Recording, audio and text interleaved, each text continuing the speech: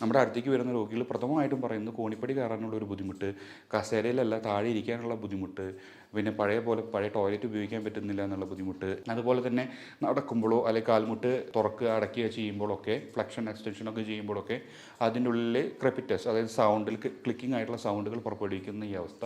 ഇങ്ങനെയൊക്കെ ആയിരിക്കും ഒരു ഗ്രേഡ് 1, 2 എല്ലു തേയ്മാനം തുടങ്ങുന്നത്.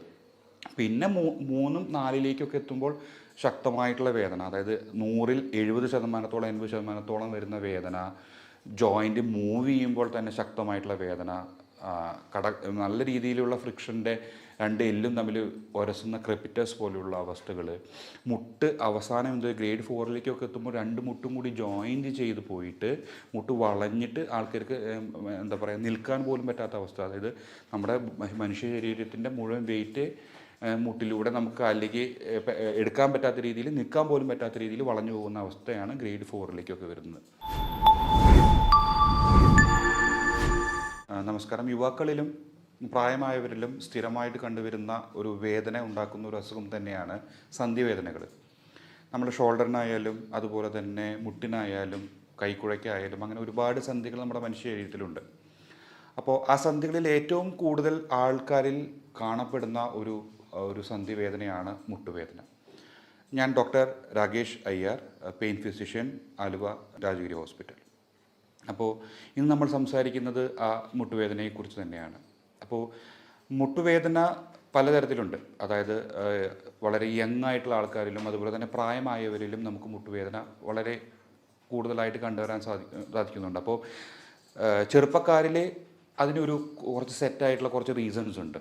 അതുപോലെ തന്നെ പ്രായമായവരിൽ കൂടുതലായിട്ട് മുട്ടുവേദന ഉണ്ടാവാൻ കാരണമായിട്ടുള്ള കുറേ അധികം രോഗകാരണങ്ങൾ വേറെയുമുണ്ട്. അപ്പോൾ ശരിക്കും അതിനെ രണ്ടായി തന്നെ ഡിവൈഡ് ചെയ്തുകൊണ്ട്, രണ്ടായി തന്നെ വേർതിരിച്ചുകൊണ്ട് ആ രോഗാവസ്ഥയെ മനസ്സിലാക്കുകയും ആ ലക്ഷണങ്ങളെ മനസ്സിലാക്കുകയും വളരെ അത്യാവശ്യമാണ്. അപ്പോൾ നമുക്ക് ആദ്യം യുവാക്കളിൽ കാണപ്പെടുന്ന മുട്ടുവേദനയെക്കുറിച്ച് ആദ്യമായി തന്നെ നമുക്ക് സംസാരിക്കാം. അപ്പോൾ യുവാക്കളിൽ മുട്ടുവേദന എന്ന് പറയുന്നത് ചെറുപ്പത്തിലെ മുതലേ ഒരു ജനിതക വൈകല്യം മൂലമുണ്ടാകുന്ന മുട്ടിനുണ്ടാകുന്ന പ്രശ്നങ്ങളെ നമ്മൾ ഇതിൽ നിന്ന് ഉൾപ്പെടുത്തിയിട്ടില്ല. അത് കഴിഞ്ഞതിന് ശേഷം നോർമലായിട്ട് ഏകദേശം ഒരു 15-20 വയസ്സോളം മുട്ടുവേദന ഇല്ലാതെ കടന്നു വരുന്ന ആൾക്കാരിൽ പിന്നീട് ഒരു മുട്ടുവേദന ഉണ്ടാകുന്നതിൻ്റെ കാരണങ്ങളാണ് നമ്മൾ കൂടുതൽ സംസാരിക്കുന്നത്. അതിൽ തന്നെ ഭയങ്കരമായിട്ട് എക്സസർവേറ്റഡ് ആയിട്ട് ആക്ടിവിറ്റീസ്, അതായത് സ്പോർട്ട് ആക്ടിവിറ്റീസ് ആയിട്ടുള്ള ഫുട്ബോൾ, ക്രിക്കറ്റ്, അത്ലറ്റിക്സ് പോലുള്ള കാര്യങ്ങളിൽ ഏർപ്പെടുന്നവർക്ക് ഒരു പ്രത്യേക തരത്തിൽ വേറെ ടയർ ഉണ്ടാകുന്നു. അതായത് പെട്ടെന്ന് തന്നെ നമ്മുടെ 2 മുട്ട് എന്ന് പറയുന്നത് നമുക്കറിയാം, നമ്മുടെ തുടയെല്ലുകളും അതുപോലെ തന്നെ കാലിൻ്റെ എല്ലുകളും നമ്മൾ യോജിപ്പിക്കുന്ന ഒരു ഇമ്പോർട്ടൻ്റ് ആയിട്ടുള്ളൊരു ജോയിൻ്റാണ്, സന്ധിയാണ്. അപ്പോൾ അത് 2 സന്ധികളുണ്ട്, 2 കാലിലേക്കും 2 സന്ധികളുണ്ട്.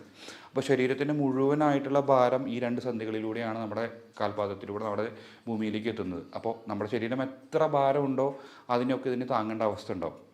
അപ്പോൾ ഒരു സ്പോർട്സ് ആക്ടിവിറ്റി ചെയ്യുന്ന ഒരാൾക്ക് എന്ന് പറയുകയാണെങ്കിൽ ഈ വേദനയും സഹിക്കണം, ഈ ഭാരവും നമുക്ക് കൺട്രോൾ ചെയ്യാൻ വേണ്ടി പറ്റണം. അതുപോലെ തന്നെ ഈ ചെയ്യുന്ന സ്പോർട്ട് ആക്ടിവിറ്റീസിനൊക്കെ ഈ 2 ജോയിൻറ്റുകളുടെ ഇടയിലുള്ള കാർട്ടിലേജിൻ്റെ ആക്ടിവിറ്റി ഉണ്ടാകുന്നു. അപ്പോൾ അത് ആ ഒരു ജോയിൻറ്റ്, ആ ഒരു സന്ധി പെട്ടെന്ന് തന്നെ ഒരു വേറെ ടയറിലേക്ക് പോയിട്ട് ഈ ലിഗമെൻ്റ് ഇഞ്ചുറീസും അതുപോലെ തന്നെ കാർട്ടിലേജ് ഇഞ്ചുറീസും ആർത്രൈറ്റീസും ഒക്കെ ഉണ്ടാകാനുള്ള ഒരു ചാൻസ് ഉണ്ട്. അപ്പോൾ അത് നമുക്ക് വേണമെങ്കിൽ ഒരു പ്രൈമറി ഓസ്റ്റിയോ ആർത്രൈറ്റിസ്, പ്രൈമറി എല്ലു തേയ്മാനം തന്നെയാണെങ്കിൽ നമുക്ക് സെക്കൻഡറി എന്ന് വേണമെങ്കിൽ കൂടി വിളിക്കാം. കാരണം സെക്കൻഡറി എന്ന് പറയുമ്പോൾ തൈറോയിഡിൻ്റെ അസുഖം, പാരാതൈറോയിഡിൻ്റെ അസുഖം, ബാക്കിയുള്ള അസുഖങ്ങൾ മൂലമുണ്ടാകുന്ന ഒരു എല്ലു തേയ്മാനത്തെയാണ് നമ്മൾ സെക്കൻഡറി എന്ന് പറയുന്നത്. എന്നാലും നമുക്കൊരു സോ കോൾഡ് സെക്കൻഡറി എന്നൊക്കെ വിളിക്കാൻ പറ്റുന്ന രീതിയിലുള്ളൊരു എല്ലു തേയ്മാനം, അത് ഓസ്റ്റിയോ ആർത്രൈറ്റിസ് ആണ് ഈ അത്ലറ്റിക്സിലൊക്കെ കാണപ്പെടുന്നത്. അങ്ങനെയുള്ള വ്യക്തികളിലും നമ്മൾ ആർത്രൈറ്റിസിലേക്ക് എത്തുമ്പോൾ നമുക്ക് അതിൻ്റെ ട്രീറ്റ്മെൻറ്റും അതുപോലെ തന്നെ പ്രായമായവരിലെ ട്രീറ്റ്മെൻറ്റും ഏകദേശം ഒരുപോലെയൊക്കെ തന്നെയാണ്. പക്ഷേ ആ സമയത്ത് പെട്ടെന്നൊരു ദിവസം ഒരു ഫിസിക്കൽ ആക്ടിവിറ്റി ചെയ്തതിന് ശേഷം പെട്ടെന്നൊരു വേദന വരികയാണെങ്കിൽ നമുക്കവിടെ അതിൻ്റെ ഉള്ളിലുള്ള മെനിസ്കസ്, ലിഗമെൻറ്റ്, ഈ നമ്മൾ പലപ്പോഴും കേട്ടിട്ടുണ്ടാവും ആൻറ്റീരിയർ ക്രൂഷ്യറ്റ് ലിഗമെൻറ്റ്, ACL ടിയർ എന്നൊക്കെ വളരെ കോമൺ ആയിട്ട് ഈ സ്പോർട്സ് മേഖലയിലുള്ള ആൾക്കാരൊക്കെ സംസാരിക്കുന്നതാണ്. അങ്ങനെ ഉള്ള അവസ്ഥയുണ്ടെങ്കിൽ നമുക്ക് അത് പെട്ടെന്ന് മനസ്സിലാക്കാൻ വേണ്ടി സാധിക്കും. കാരണം ഒരു ഫുട്ബോൾ കളി കഴിഞ്ഞു, ടർഫിലൊക്കെ ഒരു ഫുട്ബോൾ കളി കഴിഞ്ഞ് തിരിച്ചെത്തി ഏതോ ഒരു കിക്ക് എടുക്കുന്ന സമയത്തൊക്കെ നമ്മുടെ കാൽമുട്ടൊന്ന് വളഞ്ഞിട്ടുണ്ടായിരുന്നു. അതിൻ്റെ ഭാഗമായിട്ട് അപ്പം തന്നെ നീര് വന്നു, അപ്പം തന്നെ വേദന വന്നു. അപ്പോൾ ആ ഒരു വേദന എന്ന് പറയുകയാണെങ്കിൽ ഒരു 5-6 മണിക്കൂർ കൊണ്ടുണ്ടായ ആ വേദന നമുക്കൊരു ഓർത്തോപെഡിഷൻ്റെ സഹായത്തോടു കൂടി ട്രീറ്റ്മെൻറ്റിലേക്ക് പോകേണ്ട അവസ്ഥ ഉണ്ടാവും. നമ്മൾ ആ ഒരു സംഗതിയെക്കുറിച്ചല്ല പറയുന്നത്. വളരെ ഗ്രാജുവലായിട്ട് ഒരു 3-4 മാസം കൊണ്ട് ഒരു വേദന ഡെവലപ്പ് ചെയ്ത് വരുന്ന ഒരവസ്ഥയാണ് നമ്മൾ കൂടുതലായിട്ടും നമ്മുടെ പെയിൻ മെഡിസിൻ സ്പെഷ്യാലിറ്റിയിൽ നിന്ന് നമ്മൾ ട്രീറ്റ്മെൻറ്റിന് വേണ്ടി ചെയ്യുന്നത്. അപ്പോൾ ഇക്കണ്ട കുറച്ച് കാര്യങ്ങളാണ്, അതായത് sports activities, daily activities, ligament injury ഒക്കെ തന്നെയാണ് യുവാക്കളിൽ കൂടുതലായിട്ടും കാൽമുട്ട് വേദനയിൽ കണ്ടുവരുന്ന കാര്യങ്ങൾ. അത് കൂടാതെ തന്നെ ഒരുപാട് കാര്യങ്ങളുണ്ട്. അതിന് ചുറ്റോറുള്ള മസിലിൻ്റെ വേദന കൊണ്ടൊക്കെ മുട്ടുവേദന ഉണ്ടാവാം. അതൊക്കെ ഉൾപ്പെടാതെ തന്നെ ഈ മെനിസ്കൽ ടയറും അതുപോലെ ലിഗമെൻറ്റ് ടയറൊക്കെ തന്നെയാണ് യുവാക്കളിൽ കണ്ടുവരുന്നത്. ഇനി കൂടുതലായിട്ടും എൻ്റെ ഒ പി ഡികളിൽ കൂടുതലായിട്ടും വരുന്നത് കുറച്ച് പ്രായമായിട്ടുള്ള ആൾക്കാരാണ്. 40ഉം 50ഉം വയസ്സ് കഴിഞ്ഞതിന് ശേഷം പ്രായമായ ആൾക്കാരിലാണ് കൂടുതൽ ഈ മുട്ടുവേദന കാണപ്പെടുന്നത്. അവരിൽ എന്ന് പറയുകയാണെങ്കിൽ അവരൊരു സ്പോർട്സ് ആക്ടിവിറ്റിയിൽ ഉൾപ്പെടുന്ന ഒരാൾക്കാരൊന്നുമല്ല. പക്ഷേ അവരുടെ ഒരു ബോഡി മാസ് അല്ലെങ്കിൽ ബോഡി വെയ്റ്റ് നമ്മുടെ മുട്ട് പല വർഷങ്ങളായിട്ട് അവർ വാക്കിങ് നടക്കുകയും ഇരിക്കുകയും നടക്കുകയും കോണിപ്പടി കയറുകയൊക്കെ ചെയ്യുന്നത് മൂലം ഒരു ഡീജനറേഷൻ, അതായത് കുറേ കാലങ്ങൾ എടുത്തിട്ട് ഒരു ഡീജനറേഷൻ സംഭവിക്കുന്നത് മൂലം ഉണ്ടാകുന്ന ഒരു എല്ല് തേയ്മാനമാണ് നമ്മുടെ ഒരു പ്രൈമറി ഓസ്റ്റിയോ ആർത്രൈറ്റിസ് തന്നെയാണ്. എന്താ പറയുക, നമ്മുടെ ഏറ്റവും കൂടുതൽ ഈ പ്രായമായവരിൽ കാണപ്പെടുന്ന ഒരു മുട്ടുവേദനയുടെ ഒരു റീസണായിട്ട് കാണുന്നത്. അപ്പോൾ അവരിലും ഒരു ലിഗമെൻറ്റ് ഇഞ്ചുറിയോ അല്ലെങ്കിൽ ഒരു മെനിസ്കൽ ടിയറോ അങ്ങനത്തെ ഉള്ളൊരു പ്രോബ്ലം ഉണ്ടാവാതിരിക്കണമെന്നുള്ള രീതിയിലല്ല ഞാൻ പറയുന്നത്. പക്ഷേ കൂടുതലായിട്ടും അവരിൽ കാണപ്പെടുന്ന എല്ല് തേയ്മാനം പോലെയുള്ള അവസ്ഥയാണ്. അപ്പോൾ അതിൻ്റെ ലക്ഷണങ്ങൾ എന്ന് പറയുകയാണെങ്കിൽ കൂടുതലായിട്ട് നമ്മൾ ഏറ്റവും കൂടുതൽ മനസ്സിലാക്കേണ്ട ഒരു കാര്യം, എല്ല് തേയ്മാനം എന്താണെന്നുള്ള രീതിയിൽ നമുക്കത് ആദ്യം മനസ്സിലാക്കണം. അതായത് 2 എല്ലുകളുണ്ടെന്ന് നമുക്കറിയാം. ആ എല്ല് രണ്ടും കൂടി മുട്ടി കഴിഞ്ഞാൽ അവിടെ ഒരു മൂവ്മെൻറ്റ് സാധ്യമാവും? ഒരിക്കലുമില്ല. അപ്പോൾ അതിൻ്റെ മൂവ്മെൻറ്റ് സുഗമമാക്കാൻ വേണ്ടിയിട്ട് ആ എല്ലിൻ്റെ അറ്റത്ത് കുറച്ച് കാർട്ടിലേജിൻ്റെ ഒരു കോട്ടിങ് കൊടുത്തിട്ടുണ്ട്. എന്നാൽ കാർട്ടിലേജിൻ്റെ കോട്ടിങ് മാത്രമാണോ? അല്ല. അതിൻ്റെ മുകളിൽ ഒരു സൈനോവിയൽ ലൈനിങ് എന്ന് പറഞ്ഞിട്ടൊരു ലൈനിങ് കൊടുത്തിട്ടുണ്ട്. അത് മാത്രമാണോ? അതുമല്ല. അതിൻ്റെ ഉള്ളിൽ സൈനോവിയൽ ഫ്ലൂയിഡ്, അതായത് വളരെ മിനുസമുള്ള സൈനോവിയൽ ഫ്ലൂയിഡ് അതിൻ്റെ ഉള്ളിൽ കൊടുത്തിട്ടുണ്ട്. അപ്പോൾ ആ സൈനോവിയൽ ഫ്ലൂയിഡിൻ്റെയും ഈ കാർട്ടിലേജിൻ്റെ ഒക്കെ ഭാഗമായിട്ടാണ് വേദന ഇല്ലാണ്ട് ആ രോഗിക്ക് ഇത്രയും കാലം സഞ്ചരിക്കാൻ സാധിച്ചത്. പക്ഷേ ഒരു 50ഓ 60ഓ വയസ്സാവുന്നത് കൂടിയിട്ട് ഈ കാർട്ടിലേജ് അവിടെ നിന്ന് മെല്ലെ അങ്ങോട്ടും ഇങ്ങോട്ടും ഉരച്ചിലിൻ്റെ ഭാഗമായിട്ട് ആ കാർട്ടിലേജ് അവിടെ നിന്ന് മാറിപ്പോകുന്നു. ആ സൈനോവിയൽ ഫ്ലൂയിഡ് എന്തു ചെയ്യുന്നു? ഈ കാർട്ടിലേജ് അവിടെ നിന്ന് മാറുമ്പോൾ 2 ബോണ്ടും തമ്മിലൊരു കോണ്ടാക്റ്റ്, 2 അസ്ഥികൾ തമ്മിലൊരു കോണ്ടാക്റ്റ് വരുന്നു. അസ്ഥികൾ തമ്മിലൊരു കോണ്ടാക്റ്റ് അഥവാ ഫ്രിക്ഷൻ വരുമ്പോൾ അവിടുത്തെ നേരത്തെ പറഞ്ഞ സൈനോവിയൽ ഫ്ലൂയിഡ് കൂടുതലായിട്ട് അക്യുമുലേറ്റ് ചെയ്യുകയും കൂടുതലായിട്ട് അവിടെ കാണപ്പെടുകയും എന്താ പറയുക, ആ ജോയിൻറ്റിനെ അല്ലെങ്കിൽ ആ സന്ധി സൈനോവിയൽ ഫ്ലൂയിഡ് നിറഞ്ഞ് വീർത്ത് വരികയും അതുകൊണ്ട് ഭാഗമായിട്ട് ഒരു ശക്തമായിട്ടുള്ള ഒരു വേദനയിലേക്ക് മാറുന്ന ഒരു അവസ്ഥയാണ് നമ്മൾ ഓസ്റ്റിയോ ആർത്രൈറ്റിസ് എന്ന് പറയുന്നത്. അപ്പോൾ ഇത് എന്ന് പറഞ്ഞാൽ കാലക്രമേണ ഒരു ഗ്രേഡ് 1, 2, 3, 4 എന്ന് പറഞ്ഞ ഒരു ഏകദേശം 10 or 20 വർഷം കൊണ്ട് മെല്ലെ പ്രോഗ്രസ് ചെയ്ത് അവസാനം കാർട്ടിലേജ് മുഴുവനുണ്ട്, അതുപോലെ തന്നെ വേദനയുള്ള ഒരവസ്ഥയായ ഗ്രേഡ് 1-ൽ നിന്ന് കാർട്ടിലേജ് മുഴുവൻ മാറി 2 ബോണും തമ്മിൽ കോണ്ടാക്ട് ചെയ്തുകൊണ്ട് 2 ബോണും കൊണ്ട് യോജിക്കുന്ന അത്രയും ഫ്രിക്ഷനിലുള്ള തീവ്രമായിട്ടുള്ള ഒരു വേദനയായിട്ടുള്ള ഗ്രേഡ് 4 അവസ്ഥയിലേക്ക് വരെ എല്ല് തേയ്മാനം അഥവാ ഓസ്റ്റിയോ ആർത്രൈറ്റിസ് എത്തും. അപ്പോൾ ഗ്രേഡ് 1, 2, 3, 4 എന്ന് പറയുമ്പോൾ ഗ്രേഡ് 1, 2-ന് കുറച്ച് ലക്ഷണങ്ങളും ഗ്രേഡ് 3, 4-ന് കൂടുതലധികം ലക്ഷണങ്ങളും കാണാൻ സാധിക്കുന്നുണ്ട്. അപ്പോൾ ഈ ഗ്രേഡ് 1, 2-ലുള്ള ഒരു മുട്ടിൻ്റെ തേയ്മാനമാണ് ഉണ്ടെങ്കിൽ നമുക്ക് മനസ്സിലാക്കാൻ കഴിയുന്നത് എന്താ വെച്ച് കഴിഞ്ഞാൽ, നമ്മുടെ നമുക്കതിൽ മനസ്സിലാക്കാൻ വേണ്ടി സാധിക്കേണ്ട ഒരു കാര്യം എന്താ വെച്ച് കഴിഞ്ഞാൽ, മുട്ടിൻ്റെ ഉള്ളിലെ പ്രഷർ കൂടുമ്പോൾ, നമ്മുടെ ശരീരത്തിലുള്ള പ്രഷർ പോലെ തന്നെ മുട്ടിൻ്റെ ഉള്ളിലെ സന്ധിയുടെ ഉള്ളിലെ പ്രഷർ കൂടുന്ന ആക്ടിവിറ്റീസ് എന്തൊക്കെയാണെന്ന് കണ്ടെത്തുകയാണ്. അതാണ് അതിൻ്റെ ലക്ഷണങ്ങളിലും അതുപോലെ തന്നെ അതിൻ്റെ ട്രീറ്റ്മെൻറ്റിലും ഏറ്റവും ഇമ്പോർട്ടൻ്റ് ആയിട്ടുള്ള സ്റ്റെപ്പ് അത് തന്നെയാണ്. നമ്മൾ എന്താ പറയുക, മുട്ടിൽ ചമ്രം പണിഞ്ഞിരിക്കുക എന്നൊക്കെ പറയും. അതുപോലെ തന്നെ ആ ചമ്രം പണിഞ്ഞിരിക്കുമ്പോൾ ഏകദേശം 160 മില്ലിമീറ്റർ മെർക്കുറിയാണ് ആ ജോയിൻറ്റിൻ്റെ ഉള്ളിലെ പ്രഷർ വരുന്നത്. അതുപോലെ തന്നെ കോണിപ്പടി കയറുമ്പോൾ 120 ഏകദേശം അത്രോളം വരും. കോണിപ്പടി ഇറങ്ങുമ്പോൾ 140ഓളം വരും. നിൽക്കുമ്പോൾ 60ഓളം വരും. അത് ഇരിക്കുമ്പോൾ ഒരു 20ലേക്ക് പോകുന്നു. ആ 20ലേക്ക് പോകുന്ന ഒരു അവസ്ഥയിലേക്ക് പോകുമ്പോൾ ചിലപ്പോൾ ആ രോഗിക്ക് വേദന ഉണ്ടായിക്കൊള്ളണമെന്നില്ല. പക്ഷേ ആ 160ലേക്ക് പോകുന്ന രീതിയിൽ നമ്മൾ പഴയ ഇന്ത്യൻ ടോയ്ലറ്റിലൊക്കെ ഇരിക്കുന്ന അവസ്ഥയിൽ വരുമ്പോൾ ശക്തമായിട്ടുള്ള വേദന ഉണ്ടാവും. പിന്നെ ആ അവസ്ഥയിൽ നിന്ന് എണീക്കാൻ പറ്റാത്ത അവസ്ഥ ഉണ്ടാവും. അപ്പോൾ ഈ 160 എന്ന് പറയുന്ന ഇത്രയും 5ഓ 8ഓ തവണ പ്രഷറുള്ളൊരവസ്ഥയിലേക്ക് പോവുകയാണെങ്കിൽ ആ രീതിയിലുള്ള ആക്ടിവിറ്റീസ്, കോണിപ്പടി കയറുന്ന ആക്ടിവിറ്റീസ്, അതുപോലെ ചമ്രം പണിഞ്ഞിരിക്കുന്ന രീതിയിലുള്ള ആക്ടിവിറ്റീസ് എല്ലാം ചെയ്യുമ്പോൾ വേദന കൂടുകയും വേദനയോടൊപ്പം തന്നെ കൂടുതൽ കാർട്ടിലേജ് ലോസുകൾ ഉണ്ടാവാനുള്ള സാധ്യത ഉണ്ടാകുന്നു. അപ്പോൾ ഈ പറഞ്ഞ കാര്യങ്ങൾ ചെയ്യുമ്പോഴാണ് കൂടുതലായിട്ട് നമുക്ക് വേദന കാണുവാൻ സാധിക്കുന്നത്. അപ്പോൾ നമ്മുടെ അടുത്തേക്ക് വരുന്ന രോഗികൾ പ്രഥമമായിട്ടും പറയുന്നത് കോണിപ്പടി കയറാനുള്ള ഒരു ബുദ്ധിമുട്ട്, കസേരയിലല്ല താഴെ ഇരിക്കാനുള്ള ബുദ്ധിമുട്ട്, പിന്നെ പഴയ ടോയ്ലറ്റ് ഉപയോഗിക്കാൻ പറ്റുന്നില്ല എന്നുള്ള ബുദ്ധിമുട്ട് എന്നുള്ള രീതികളിലാണ് ഈ രോഗികൾ കൂടുതലായിട്ടും ആദ്യമായിട്ട് ബുദ്ധിമുട്ടുകൾ പറയുന്നത്. പിന്നീട് നമ്മുടെ ശരീരത്തിൻ്റെ വെയിറ്റ് ട്രാൻസ്ഫർ ചെയ്യുന്ന ഒരു ഓർഡർ വെച്ച് നോക്കുകയാണെങ്കിൽ നമ്മുടെ അകത്തേക്കുള്ള കാൽമുട്ടിൻ്റെ അകത്തേക്കുള്ള ജോയിൻറ്റിൻ്റെ ഒരു അകത്തേക്കുള്ള ഭാഗത്തായിരിക്കും കൂടുതലായിട്ടും വേദനയും സ്വെല്ലിങ്ങും ഒക്കെ കാണുക. അപ്പോൾ ഇതൊക്കെ നമ്മൾ ഗ്രേഡ് 1ഉം 2ലും കാണുന്ന ബുദ്ധിമുട്ടുകളാണ് ഈ പറയുന്നത്. അതുപോലെ തന്നെ നടക്കുമ്പോഴോ അല്ലെങ്കിൽ കാൽമുട്ട് തുറക്കുക അടയ്ക്കുക ചെയ്യുമ്പോഴൊക്കെ ഫ്ലെക്ഷൻ എക്സ്റ്റൻഷനൊക്കെ ചെയ്യുമ്പോഴൊക്കെ അതിൻ്റെ ഉള്ളിൽ ക്രെപ്പിറ്റസ്, അതായത് സൗണ്ടിൽ ക്ലിക്കിംഗ് ആയിട്ടുള്ള സൗണ്ടുകൾ പുറപ്പെടുവിക്കുന്ന ഈ അവസ്ഥ, ഇങ്ങനെയൊക്കെ ആയിരിക്കും ഒരു ഗ്രേഡ് 1, 2ലുള്ള എല്ല് തേയ്മാനം തുടങ്ങുന്നത്.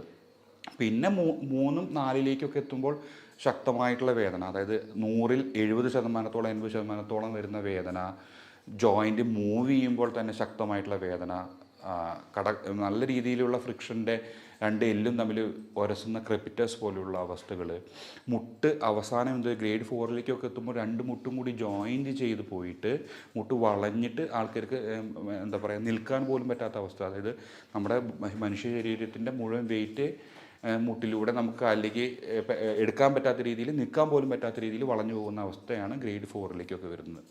അപ്പോൾ ഇതൊക്കെയാണ് നമ്മുടെ അതിൻ്റെ ലക്ഷണങ്ങൾ. അപ്പോൾ നമുക്ക് ചെയ്യാൻ പറ്റുന്ന ഒരു കാര്യം എന്താ വെച്ച് കഴിഞ്ഞാൽ ഗ്രേഡ് 1, 2 ഒക്കെ ഉള്ള അവസ്ഥയിൽ നമുക്ക് ഈ ലക്ഷണങ്ങളൊക്കെ കണ്ട് നമുക്കതൊരു ഓസ്റ്റിയോആർത്രൈറ്റിസ് ആണ് എന്ന് മനസ്സിലാക്കാൻ വേണ്ടി സാധിച്ചു കഴിഞ്ഞു കഴിഞ്ഞാൽ ആ സമയത്ത് നമുക്ക് കുറച്ചൊക്കെ കാര്യങ്ങൾ മാറ്റം വരുത്തുവാൻ വേണ്ടി സാധിക്കും.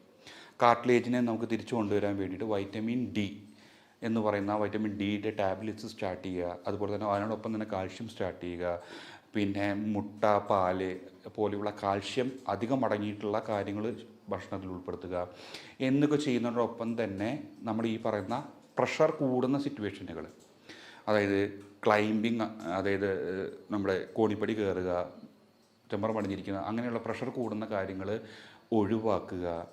അതുപോലെ തന്നെ നമ്മുടെ ഈ പറഞ്ഞ ഡയറ്റ് മോഡിഫിക്കേഷൻസ് വരുത്തുക, ശരീരത്തിൻ്റെ ഭാരം കുറയ്ക്കാൻ വേണ്ടി ശ്രമിച്ചു കഴിഞ്ഞാൽ അപ്പോൾ അത്രയും മുട്ടിന് ഒരു വെയിറ്റ് ബെയറിങ് അത്രയേ വരുന്നുള്ളൂ. അപ്പോൾ എത്രയോ മാത്രം വെയിറ്റ് ബെയറിങ് കുറയ്ക്കുന്നു അത്രമാത്രം നമുക്ക് മുട്ടിൻ്റെ വേദനകൾ മാറ്റുവാൻ വേണ്ടി സാധിക്കും. അങ്ങനെയൊക്കെ ചെയ്യുന്നതോടൊപ്പം തന്നെ നേരത്തെ ഈ പറഞ്ഞതുപോലെ ഞാൻ എപ്പോഴും പറയാറുള്ളത് പോലെ തന്നെ ഹോട്ട് ഫോമെൻറ്റേഷൻ, ഓയിൽ മസാജൊക്കെ ചെയ്ത് ഇതിനോടൊപ്പം തന്നെ കുറച്ച് ഫിസിയോതെറാപ്പിയിൽ ഉൾപ്പെടുന്ന കുറച്ച് എക്സസൈസുകളൊക്കെ ഉണ്ട്. അതായത് നമ്മുടെ മുട്ടിൻ്റെ എല്ലുകൾക്ക് മാത്രം എല്ലാ ജോലിയും ശരീരത്തിൻ്റെ വെയിറ്റ് മുഴുവൻ താങ്ങാനുള്ള ജോലി മുഴുവനായിട്ട് മുട്ടിന് വിട്ടു കൊടുക്കാതെ അപ്പുറത്തുള്ള മസിൽസിനെയൊക്കെ സ്ട്രെങ്തൻ ചെയ്യുന്നത് പോലെയുള്ള എക്സസൈസുകളുണ്ട്. ആ എക്സസൈസ് ചെയ്യുന്നത് മൂലം തുടയുടെ മാംസപേശികളുടെ ബലം കൂടുകയും അത് ജോയിൻറ്റിലേക്കുള്ള പ്രവർത്തനത്തെ കൂടുതലായിട്ട് സഹായിക്കുകയും ചെയ്യുന്നു. അതുപോലുള്ള എക്സസൈസ് ചെയ്യുന്നത് മൂലമൊക്കെ നമുക്ക് ഗ്രേഡ് 1, 2 പോലെയുള്ള കാർട്ടിലേജ് ലോസുകളെ നമുക്ക് കൺട്രോൾ ചെയ്തെടുക്കാൻ വേണ്ടി പറ്റും. ഇതൊക്കെയാണ് നമ്മുടെ കൺസർവേറ്റീവ് മെത്തേഡ് എന്ന് പറയുന്ന മെത്തേഡുകൾ. ഗ്രേഡ് 3ലേക്ക് പോകുമ്പോൾ 3ലൊക്കെ നമുക്ക് ഈ പറഞ്ഞ കൺസർവേറ്റീവ് ആയിട്ടുള്ള കാര്യങ്ങളെല്ലാം ട്രൈ ചെയ്ത് നോക്കാൻ പറ്റുന്ന കാര്യങ്ങൾ തന്നെയാണ്. നല്ല രീതിയിലുള്ള എക്സസൈസ് കുറച്ചും കൂടി അതിൻ്റെ കട്ടി കൂട്ടേണ്ടി വരും. ഏകദേശം ഒരു 1-2 കിലോ എടുത്തുള്ള എക്സസൈസുകളാണ് ഗ്രേഡ് 1, 2ൽ ചെയ്യേണ്ടതെങ്കിൽ ഗ്രേഡ് 3ൽ കുറച്ചും കൂടി അധികം വൈറ്റമിൻ ഡിയും കാൽഷ്യത്തിനെയും ഒക്കെ സപ്ലിമെൻറ്റേഷൻ ആവശ്യമായിട്ട് വരും. കുറച്ചുകൂടി എക്സസൈസും ഫിസിയോതെറാപ്പിയും ഒക്കെ ആവശ്യമായിട്ട് വരും എന്നുള്ള രീതിയിൽ ചിലപ്പോൾ ഗ്രേഡ് 3യും ചെറുതായിട്ട് കൺസർവേറ്റീവിലൂടെയൊക്കെ നമുക്ക് മാറ്റിയെടുക്കാൻ വേണ്ടി പറ്റും. അല്ലെങ്കിൽ ഫർദർ പ്രോഗ്രസ് ചെയ്യാതെ നമുക്ക് വീട്ടിലിരുന്നു കൊണ്ട് തന്നെ നമുക്കത് കൺട്രോൾ ചെയ്യാൻ സാധിക്കും. ഗ്രേഡ് 4 അവസ്ഥയിലേക്കൊക്കെ പോകുന്ന അവസ്ഥയിൽ പലപ്പോഴും നമുക്ക് എന്തെങ്കിലും ഒരു ഫിക്സഡ് ആയിട്ടുള്ള ഒരു ട്രീറ്റ്മെൻറ്റ് നമുക്ക് അതിനെടുക്കേണ്ടി വേണ്ടി വരും. അപ്പോൾ ഒരു ഓർത്തോപെഡിഷൻ്റെ സഹായത്തോട് കൂടിയിട്ട് ചിലപ്പോൾ മുട്ട് മാറ്റി വയ്ക്കേണ്ട ശസ്ത്രക്രിയ ചെയ്യേണ്ട ഒരവസ്ഥ ഒക്കെ എത്തുന്ന രീതിയിലുള്ള ഒരു അവസ്ഥയാണ് ഗ്രേഡ് 4. ഇനി അപ്പോൾ നമുക്ക് നമ്മുടെ ലക്ഷണങ്ങളിലൂടെ ഓസ്റ്റിയോആർത്രൈറ്റിസിൻ്റെ ലക്ഷണങ്ങളെക്കുറിച്ച് നമ്മൾ സംസാരിച്ചു. അതിന് നമുക്ക് തുടക്കത്തിൽ തന്നെ നമുക്ക് അതിൻ്റെ മാർഗ്ഗങ്ങൾ എന്താണ്, അതിനെ കൺട്രോൾ ചെയ്യാനുള്ള മാർഗ്ഗങ്ങൾ എന്ന് സംസാരിച്ചു. അതിനുശേഷം നമുക്ക് എക്സസൈസുകളും എല്ലാ കാര്യങ്ങളും സംസാരിച്ചു. അപ്പോൾ ഇതുകൊണ്ടൊക്കെ എല്ലാവരിലും ഈ രോഗത്തെ കൺട്രോൾ ചെയ്യാൻ പറ്റുമെന്ന് ചോദിച്ചു കഴിഞ്ഞാൽ ഒരു 80-90% രോഗികൾക്ക് ഈ കാര്യങ്ങളൊക്കെ ചെയ്യുന്നതോട് തന്നെ ഓസ്റ്റിയോആർത്രൈറ്റിസിൻ്റെ പ്രോഗ്രഷൻ, അതായത് ഓസ്റ്റിയോആർത്രൈറ്റിസ് എന്ന് പറഞ്ഞാൽ ശരിക്കും ഈക്വൽ ടു നമ്മുടെ ശരീരത്തിൻ്റെ വെയിറ്റാണ്. അല്ലെങ്കിൽ ശരീരത്തിൻ്റെ ആക്ടിവിറ്റിയാണ്. അത് നമ്മുടെ ആവശ്യമായിട്ടുള്ള രീതിയിൽ ഡയറ്റിൻ്റെയും ഫിസിയോതെറാപ്പിയുടെയും സഹായത്തോടു കൂടി മാറ്റുകയാണെങ്കിൽ, വൈറ്റമിൻ ഡി കാൽഷ്യം സപ്ലിമെൻറ്റേഷനോട് കൂടിയിട്ട് മാറ്റുകയാണെങ്കിൽ നമുക്ക് അതിൻ്റെ പ്രോഗ്രഷനെ നമുക്ക് പ്രിവെൻറ്റ് ചെയ്യാൻ പറ്റും.